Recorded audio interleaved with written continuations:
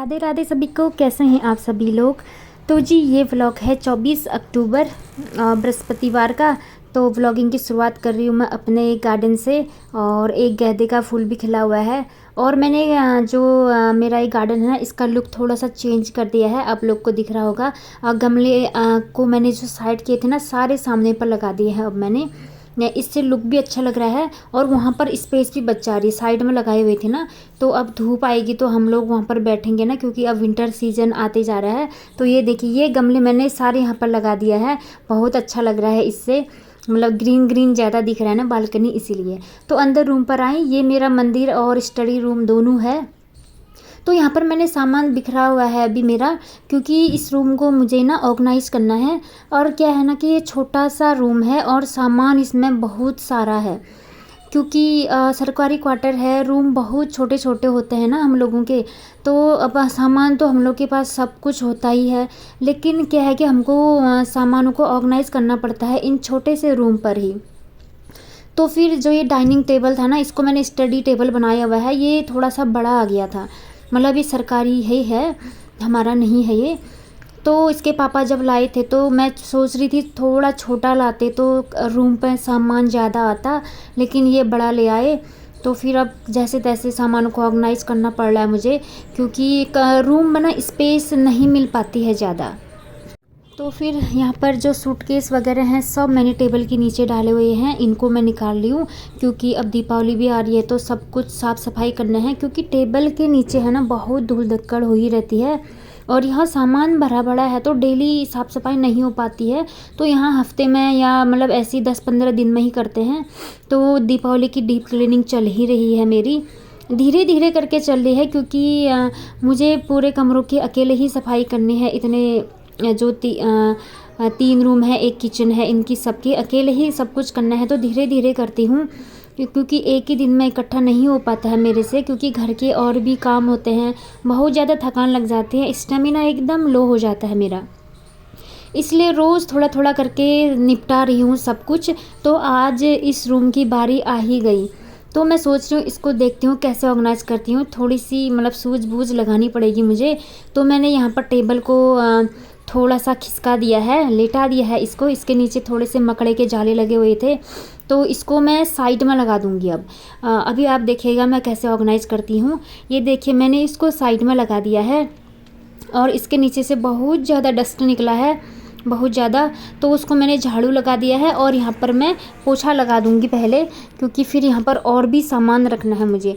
मतलब मैं इसको ना, ये वाला कॉर्नर है ना, मैं एकदम जैसा स्टोर रूम नहीं होता है वैसा बना रही हूँ। क्योंकि हमारे पास जो बॉक्स वॉक्स होते हैं और टॉयज़ हैं वैष्णवी के, तो उनको ना मतलब एक किनारे में रखने के लिए स्पेस चाहिए होता है हम लोगों को। फिर ये रूम है जो यहीं पर मंदिर वाला रूम भी है ये, और स्टडी रूम भी यही है, फ्रिज भी यही है, वॉशिंग मशीन भी यहीं था, क्योंकि और रूम में बिल्कुल जगह नहीं है। बेडरूम में है जो एक बेड और एक अलमीरा ही आता है, और जो मेरा हॉल है वहाँ पर सोफ़ा सेट आए हैं। आप लोग रोज़ ही देखते हो, सोफ़ा सेट के अलावा वहाँ कुछ नहीं आता है, और एक बेड आया है। ज़्यादा सामान भी अच्छा नहीं लगता है वहाँ पर, क्योंकि वो मेन रूम है तो वो ज़्यादा मतलब मैसी अच्छा नहीं लगता ना, इसलिए वहाँ से मैंने सामान हटा दिया है, ज़्यादा नहीं रखा हुआ है। तो फिर जो ये सूटकेस है ना, इनको मैंने अच्छे से साफ़ कर लिए हैं। इसमें मेरे कपड़े हैं, पार्टी वियर हैं, तो कभी कभी ही यूज़ होते हैं, तो बहुत मतलब रेयरली, बहुत कम।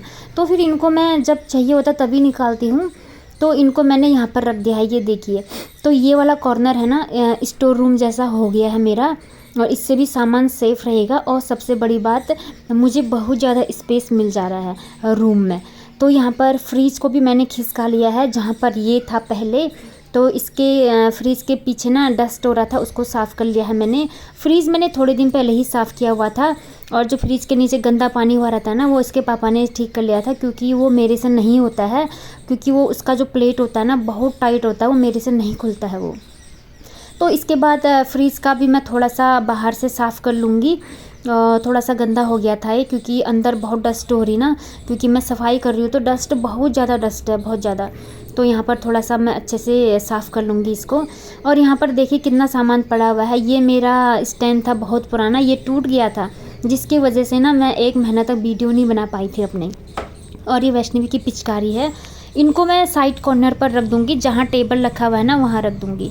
और फ्रिज के लिए मैं एक कर्टेन ले आई हूँ इसके ऊपर में से रखने के लिए, जिससे ये इसका जो बाहर का फ्रिज का ये है ना सेफ रहेगा, क्योंकि विंडो से सीधे सनलाइट आती है यहाँ पर। फ्रिज का कॉर्नर मैंने चेंज कर लिया है, पहले ये सामने कॉर्नर पर था ना, अब यहाँ पर रख दिया है। यहाँ पर पहले मेरा वॉशिंग मशीन हुआ करता था, वॉशिंग मशीन मैंने यहाँ से हटा दिया है फ़िलहाल।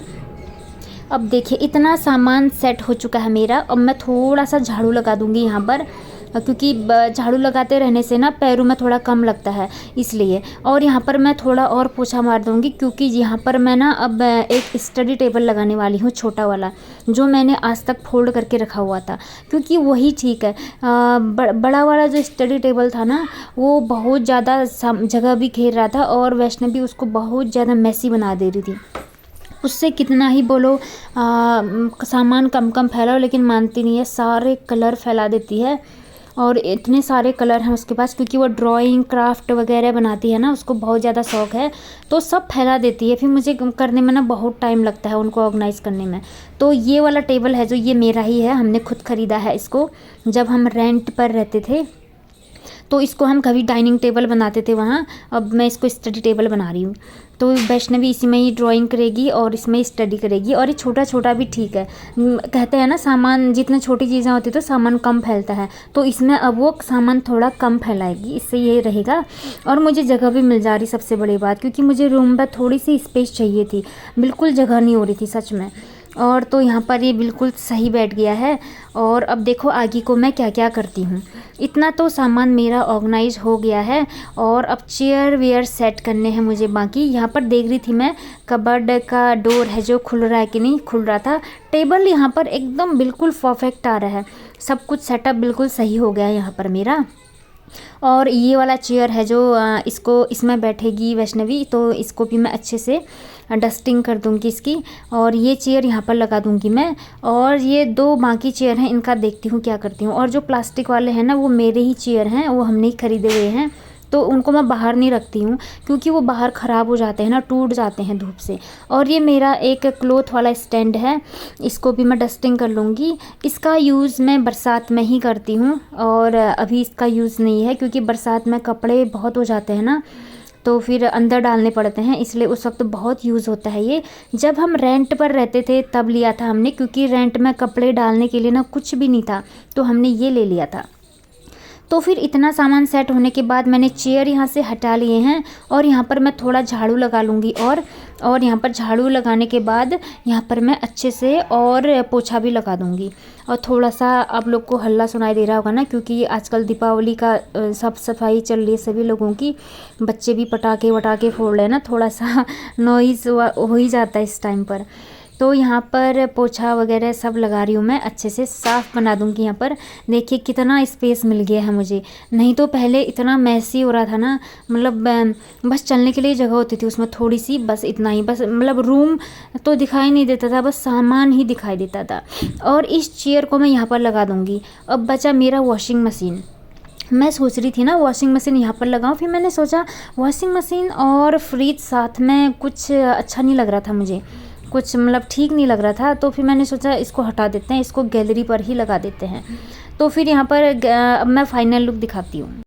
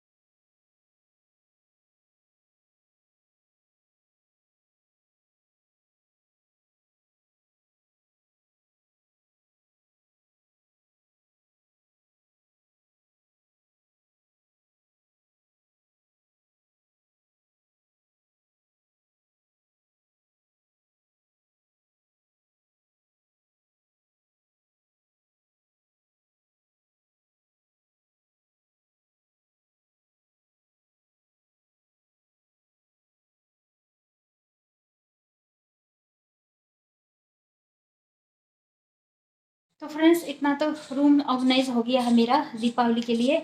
और सबसे बड़ी बात है, ये वाला रूम ऑर्गेनाइज नहीं हो पा रहा था मेरे से, कि मतलब दिमाग में चल रहा था कैसे एडजस्ट करूं।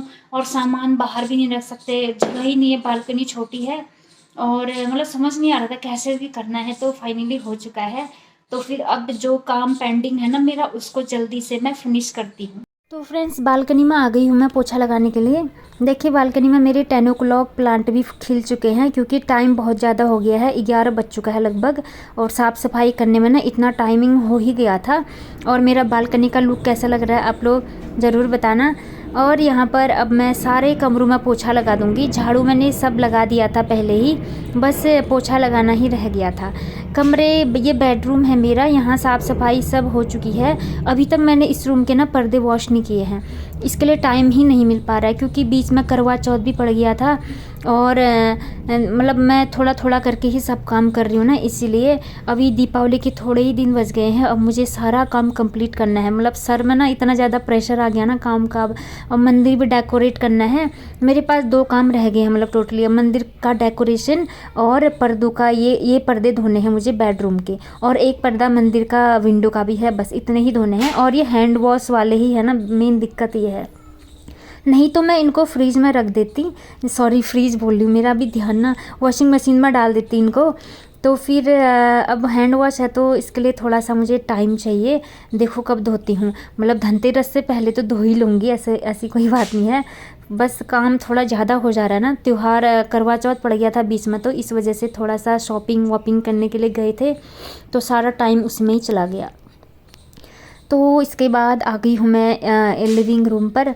तो लिविंग रूम तो मेरा साफ़ ही है, इसकी तो सफाई खिसाई सब मैंने पहले ही कर ली थी। इसीलिए मैंने दिवाली की सफाई का रूटीन है ना जो जल्दी स्टार्ट कर लिया था। आप लोग ने मेरे ब्लॉग देखे होंगे तो मैंने नवरात्र से ही शुरू कर दिए थे, क्योंकि मुझे पता था टाइम बहुत ज़्यादा लग जाएगा मुझे।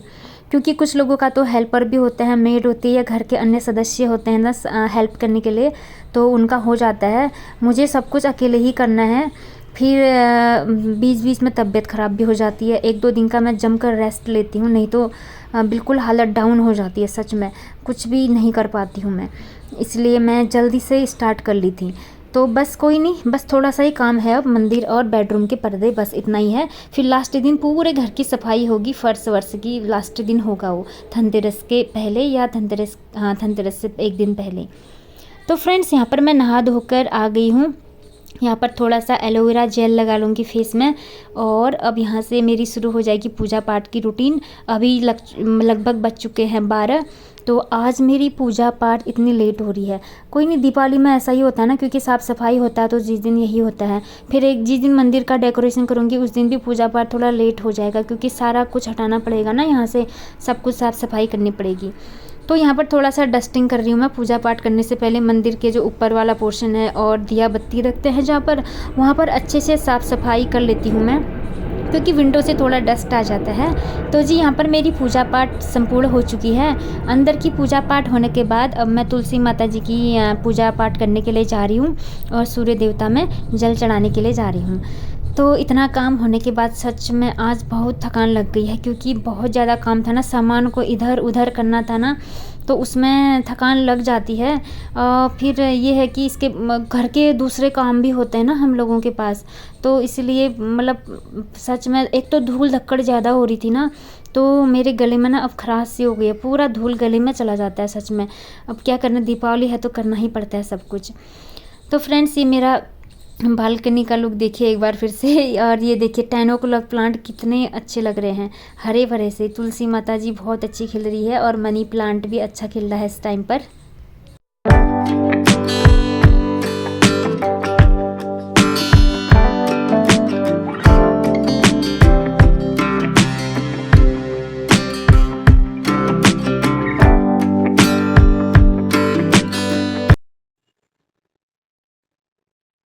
तो फ्रेंड्स यहाँ पर पूजा पाठ भी हो गई है मेरी, और बाल मेरे अभी नहीं सूखे हैं। बाहर देखा इतनी ज़्यादा धूप हो रही है ना, और यहाँ इस टाइम पर बहुत ज़्यादा पॉल्यूशन हो रहा है, मतलब एकदम धुआं ही धुआं हो रखा है बाहर साइड। तो फिर आजकल बाहर कम ही जा रहे हैं हम लोग, घर पर ही वॉक कर, मतलब वॉक एक्सरसाइज कर ले रही हूँ मैं। और बाहर देखा गार्डन में इतने अच्छे फ्लावर खिले थे, थोड़ा-सा फ़ोटो शूट किया मैंने। अच्छा लगता है ना, मतलब गार्डन में फूल-वूल खिले रहते हैं ना, तो मुझे बहुत अच्छा लगता है। तो मैं फ़ोटो पिक खींच लेती हूँ एक। तो फिर इसके बाद अब थोड़े से काम और बचे हैं, किचन के हैं वो, उसको कर निपटा लूँगी मैं जल्दी से। तो ये व्लॉग यहीं पर एंड करती हूँ। मिलती हूँ आपसे नेक्स्ट व्लॉग में। तो जी, जो भी चैनल में नए विज़िट करते हैं, प्लीज़ चैनल को सब्सक्राइब ज़रूर कर दें, लाइक्स भी कर दें और कमेंट्स भी कर दें। तब तक सभी को राधे राधे।